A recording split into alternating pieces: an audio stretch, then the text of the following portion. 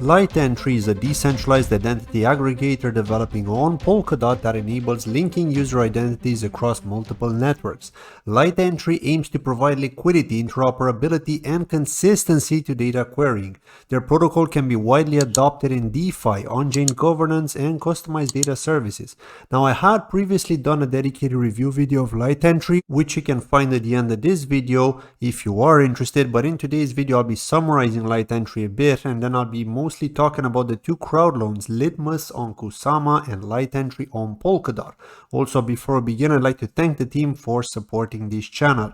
Now, DeFi credit lending. Litentry allows users to collect their historical cross-chain data, including credit and on-chain reputation, and aggregate them into one identity. Okay, DeFi credit lending is one of the features that they've got to bring. Now, their identity can be used in determining mortgage rates and credit borrowing in DeFi lending. Then there's the on-chain governance feature. Litentry's real-time credit calculation system provides a transparent, verifiable credit that potentially determines a voter's voting power. This proposal aims to encourage more active participation in on-chain governance. There's also the crypto airdrop feature. So Litentry's identity verification system enables crypto projects to identify target users and filter out zombies in an airdrop. Litentry's DID aggregator enables linking user identities across multiple networks. By integrating different DID identification methods, their distributed identity verification network will provide services of real-time identity aggregation and credit calculation. This protocol is interoperable with different dApps and a wide range of use cases. Now, as we can see, Litentry's journey had been a long one, and we're talking about crypto timelines here, okay? Because 2019 may not seem like such a long time ago, but in crypto it is. Now, they were founded in Berlin, Germany back in 2019 during the bear market. They were first received a grant from the Web3 Foundation. They got a seed round of funding so that they could begin development during that horrible bear market. Then they applied for Rococo V1 back in 2021, which is the testnet on Polkadot. Now, I remember that hype when the parachains were prepared to connect to Rococo. Everyone was talking about that, myself included on this channel. They then launched the ambassador program, and I know that made the spelling mistake there with the highlights, as you can see, but some of their highlights are that they're the first DID aggregator.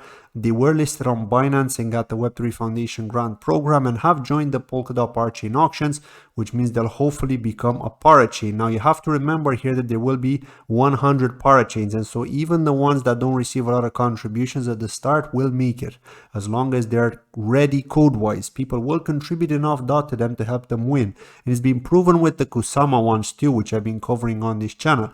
When it seems unlikely to happen, it still did. Now, to talk a little bit more about the team here, Han-Wen Cheng is the founder of Litentry and is a former product owner of Parity Signer, which is an Ethereum offline wallet.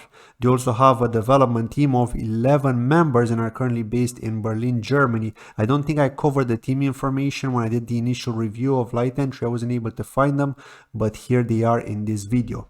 Now, Litentry has begun their participation in the Kusama parachain auction in parallel with their current Polkadot auction bidding.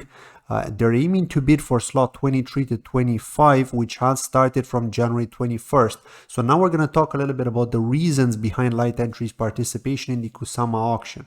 Okay, so one of the main reasons is faster onboarding time, which means earlier product availability. Litentry already has 5 products waiting to be launched on mainnet. These are Drop3, which is also known as TaskFi, Web3 Go, which is a data analytics platform, PNS, which is the domain name system, MyCryptoProfile, which has to do with NFTs and social media, AdMeta, which is a privacy preserving ad. And they're saying here, to quote the team, as we are delayed in the roadmap, all the products are running independently with compromising decentralization and efficiency. Thus, we want to actively fix this by securing a parachain slot as soon as possible and to ensure all products offer real values to users on a timely basis. This means we will share the decentralization and privacy computation from Litentry's core infrastructure layers that we've been building, and if we participate in the Kusama parachain auctions and win by slot 25, the estimated parachain onboard date will be as early as February 20th.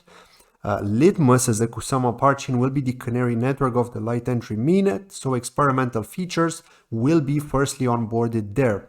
Okay, now the next point that they're talking about here is the Kusama ecosystem fit. Now Kusama has many more parachains than Polkadot, and we can see, for example, lots of NFTs related projects already on Kusama. Litentry will explore those interesting cross-chain features within the Kusama ecosystem. And here I think it's important to note that perhaps they could connect to something like Moonriver, okay, to explore Kusama, because Moonriver is well established by now. So that's another example there.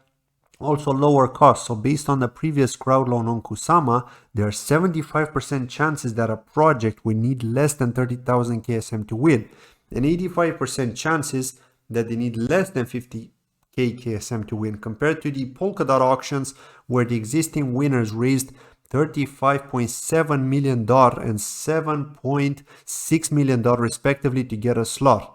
Kusama is definitely more desirable in terms of cost, right? Nonetheless, they're aiming to try every endeavor to win in the ongoing Polkadot auctions as well. Now, to talk a bit more about the over-competing or the over-competition in the Polkadot auctions. So since the initial or the official launch of the Polkadot parachain auctions, since that was very recent, it has drawn excessive attention from the ecosystem, and the auction itself has become overly competitive. They believe that as time passes, parachain slots will become more reasonably priced, so that projects will be able to get involved, of course, and we are expecting this to happen on Polkadot just like it did on Kusama. Now, to look at the interesting one, right, we spoke about what Litentry is all about, but let's talk about the Litmus Crowdloan, and then we're going to talk about the Litentry Crowdloan. So they're going for the same lease as the other crowdloans, 48 weeks or 11 months.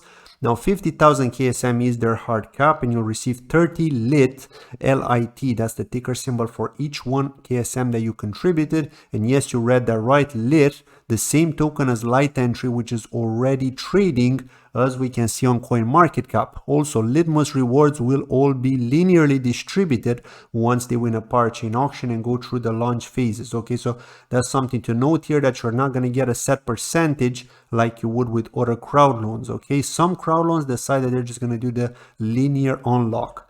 Now, just to be clear, the team are distributing a fixed 30 lit reward regardless if they win with a maxed out cap of 50,000 KSM or not. Now, there's also a 10% bonus, which means you get 5%, and I get 5% if you decide to contribute to the crowd loan. I have added a link to the description of this video though, so if you decide to contribute, I'll very much appreciate it. Also, there's a share of a 5,500 BNC liquidity farming reward for those who want to contribute through Bifrost. But if you want to contribute directly, then you can use my ref link for the 5% bonus. Now, there are some questions people usually have about crowd loans, and the team are answering them on their website. So how do I claim my lit rewards? The lit distribution will begin once Litmus becomes a Kusama parachain and balance transfers get enabled. Also, what's the difference between Litmus and Litentry? Litmus will be the canary network on Kusama, while Litentry will connect to Polkadot. Ultimately, the difference is that Litmus will be a lighter network with a simple token economy, while enabling faster and easier MVP launch. Their idea is that in the future, both networks will coexist and cooperate with projects and the corresponding ecosystems, that being Kusama and Polkadot respectively. But now let's talk about Litentry's crowd loan. So $12 million is the hard cap, 2.5 or more lit is the minimum amount of tokens that you can get for each one DOT you contribute, as your DOT gets locked up for 96 weeks or 22 months. Now the basic reward is 20 million lit, which is 20% of the total supply. Okay, that's how much they've got allocated to the crowd loan. Now, those who recontribute DOT, should they not win in the second round, will get 0.12 lit in compensation for each one DOT contributed. Okay, there's also an up to 25% extra bonus based on basic rewards. Now, so there are three different ways that you can contribute to Litentry's crowd loan: through the web wallet directly, through Bifrost, or through Parallel. Now, I have a link below for Parallel Finance, so if you want to contribute through there, kindly use my link. And remember, if you want to contribute directly, you can contribute to Litmus directly or through Parallel Finance for Litentry on Polkadot. Okay, so for the Kusama one, you can use the direct link if you want to support this channel, and for the Polkadot one, you can do it through Parallel Finance, also using my referral link. Now, there are some partner bonuses too. For example, the first 1,000 contributors are eligible to buy a domain on PNS for just $5 a year, and the first 5 10 participants who contributed over 50 DOT. Litentry qualified for getting a Cello Brick NFT. Unfortunately, I didn't see this on time, or I would have done a video earlier about the Cello Brick NFT. That would have been cool. So as you can see, the team have been offering a lot of bonuses to attract people to their crowdloan, which is definitely a great way to market. I do think they have good potential. I do think that they're obviously going to become parachains on both Kusama and Polkadot, because it's just about time, right? Remember, anyone who has been already developing, who has been waiting in the queue, are eventually going to get that slot. Now, can they make it in the third round? Possibly, right? I don't think they're going to make it in the second round because there's just too much competition, but they're trying, right? Perhaps they could. Who knows? Many things could happen by the time it gets to auction 10 and auction 11, right? Things could change. The market could turn around, right? We're talking about 2 weeks for each different auction. So yeah, that's been it from today's video regarding Litentry and Litmus. Thank you for watching, and don't forget to drop me a comment below telling me what is your opinion of Litentry and also Litmus. Will you be contributing to any of these? If so, which one, or will you be doing both? Thank you for watching. Bye bye.